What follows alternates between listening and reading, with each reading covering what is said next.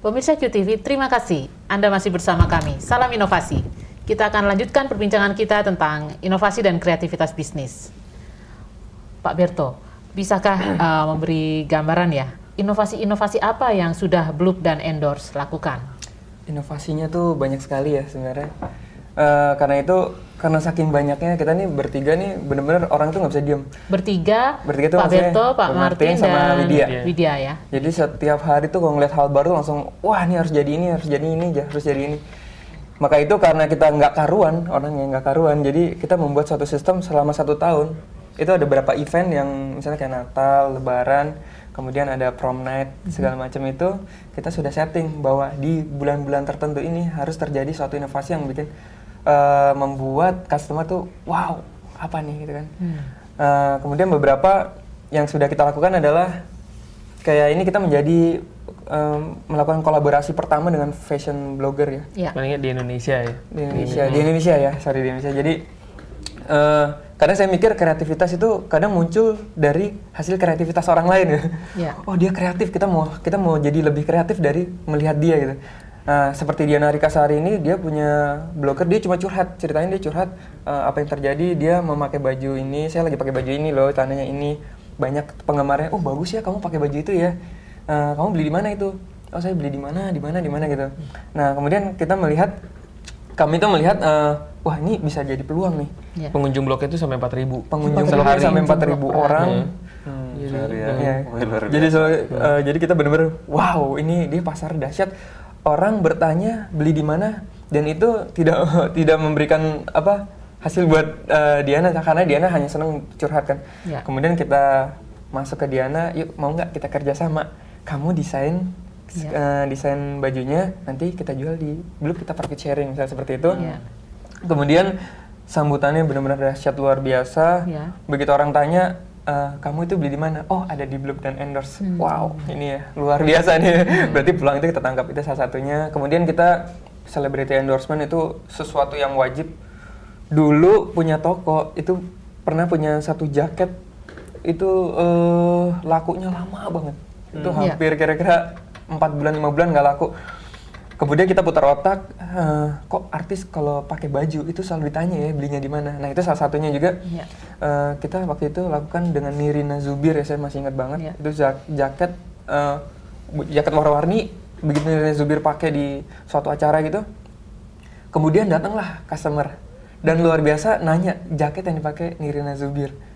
Terus sampai akhirnya terkenal itu jaket Nirina Zubir itu dalam waktu seminggu itu benar-benar ludes yang selama 4-6 bulan tuh nggak laku. Berapa stok waktu itu?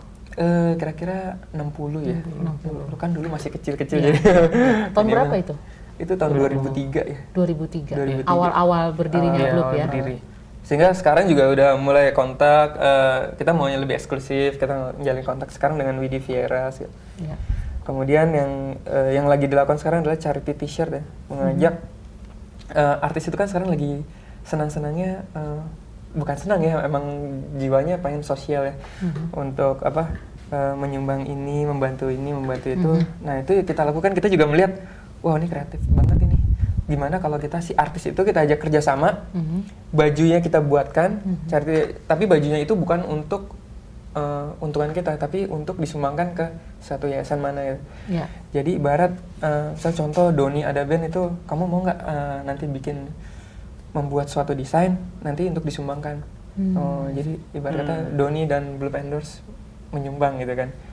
Nah itu kan jadi itu sih menjadi luar biasa lah istilahnya lah. Jadi kita mau mendahulukan orang-orang yang belum buat ya. Mendahulukan orang-orang yang belum buat. Tadi tren lah. Ya, pada istilah trendsetter ya. Di sini saya catat misalnya ada 3 hal, kerjasama dengan fashion blogger, lalu celebrity endorsement, dan charity shirt. Kira-kira dari 3 ini misalnya ya, adakah masalah khusus yang ingin dipecahkan oleh Bloop Endorse dengan inovasi yang dilakukan? Kerjasama dengan fashion blogger, celebrity, charity shirt. Kita sih lebih ke menanamkan brand awareness-nya aja gitu, biar orang tuh tetap ingat sama merek kita gitu. Jadi meskipun dulu jadi bisa makainya tuh nggak cuma dari anak-anak SMP aja, yang kebanyakan kan sekarang mayoritasnya anak SMP SMA gitu.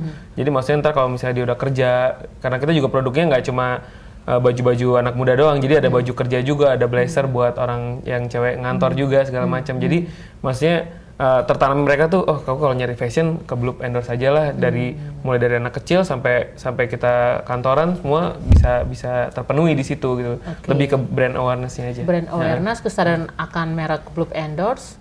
Di sisi lain saya melihat bahwa dengan ini membantu pelanggan ya, atau yang sebelumnya belum tahu mau beli di mana, bisa tahu kalau butuh A, butuh baju A, beli di Bloop endorse, begitu ya? Ya, menjadi kendala yang paling seru sih di celebrity endorsement ini ya, Ibu ya. Karena dulu tuh karena tahu berhasil dipakai Nirina Zubir tuh dan meledak, kita tuh udah nggak tahu malu, Bu. Jadi ngejar artis siapa yang lagi terkenal kita kejar. Nggak tahu malu di sini maksudnya gimana? Nggak tahu malu tuh, jadi dulu ada acara, boleh sebut ya?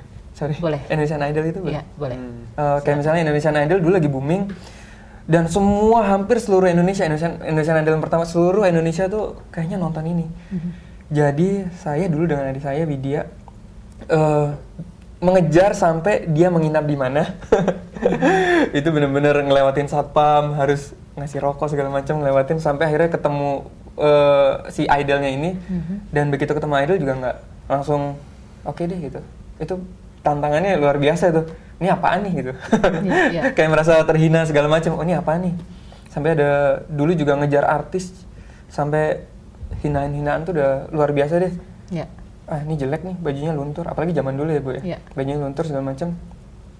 Dan itu wah kita pelajari, tapi itu masukan input yang luar biasa buat kita sehingga kita selalu itu kembali lagi inovasi produk, gimana sih supaya artis tuh kalau dikasih juga kita nggak malu-maluin, karena dulu emang bener malu-maluin banget gitu, gue datang kok bajunya luntur gitu, terus bajunya nyusut gitu, itu benar-benar memalukan. Sampai akhirnya luar biasa sekarang beberapa artis ya datang ke kita gitu tanpa kita malah mencari mau nggak endorse kita gitu kan. Wah itu menjadi luar biasa.